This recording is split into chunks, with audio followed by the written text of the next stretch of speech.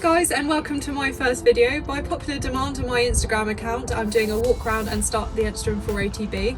So here we are in the cockpit because it's freezing outside, and let's get going. So today we're just doing an abbreviated walk around of the Enstrom 480B. So we're going to start on the right hand side engine compartment there. Just going to plug in the battery and get that going. I'm just going to have a good look around and make sure there's nothing defective in there, no frays or oil pools or anything like that. Just going to check the oil level right now. This helicopter uses Mobil 254, so just checking that. Just going to check the fuel lines, the flight controls, the engine and the fire detection pressure loop. And we're just going to make sure the oil lines are all in good working order. So I'm just going to move on to the rotor gearbox oil levels. You can't actually see a lot from this video, but there is actually a sight with a bubble in there that you need to check to make sure that's all within limits as well. Now we're going to move on to the tail rotor, and you can see I'm checking the tail rotor cables there, and then onto the gearbox oil, which you can check the level in the sight glass, which I've just checked there, and it's in the middle as you can see. Then we're going to check the pitch links and the horizontal stabilizers, as you can see me doing now. They can move one way and not the other, so just got to make sure they're all in good order. And then we're going to run a handle on the blades as well, just to make sure that there's no dents or anything to be worried about. Again, moving on to the left-hand engine compartment, we're going to check similar things as to the right-hand side, so fuel lines and the tail rotor cables, as well as the drive belt, which is different in this side, as well as the lower pulley bearings, and again just checking for any frays, cracks, pools of oil, anything to be worried about. So we're just going to have a good look around there and make sure everything is in really good working order.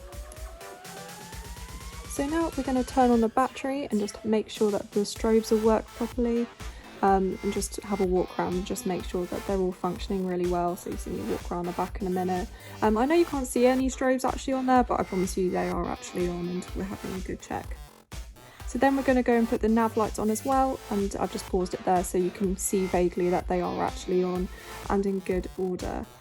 So walking around the front of the helicopter now, we're going to go and turn on the landing light and just make sure that's all working fine. So the landing light is actually on the collective next to the start button.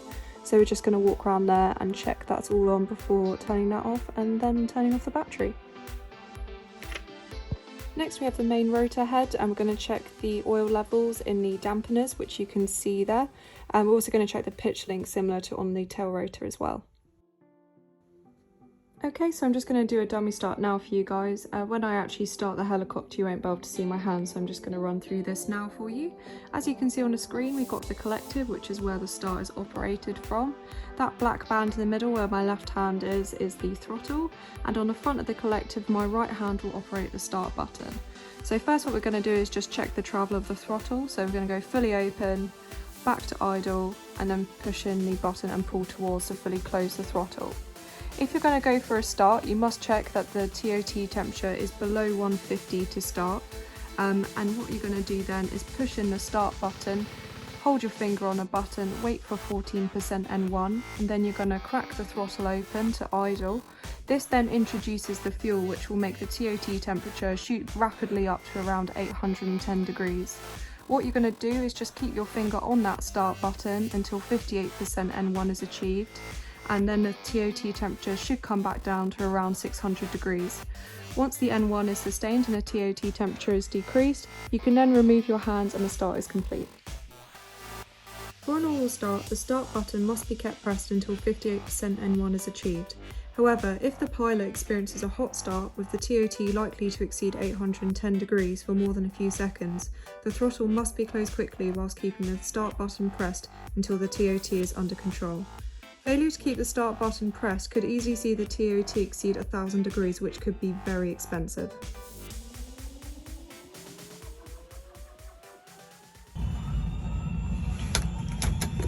Master caution off. Okay, looking at fuel. It's going to do a test. N1 is low, TOT is low. Needs to be sub 150 to start, so we are all good there. Master caution off. Strobes on, vents are down, clock is at 0. Throttle is definitely closed. Okay, and we're going to go to the start.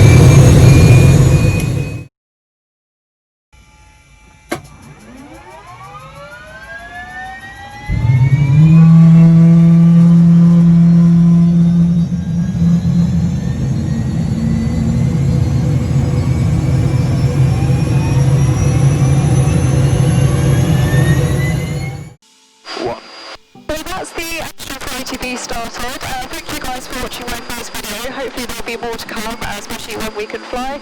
But for now, we're just going to do a maintenance ground run, so we'll just be here for about 10 minutes or so, and then we'll shut down. But thanks for watching, and I look forward to seeing your comments.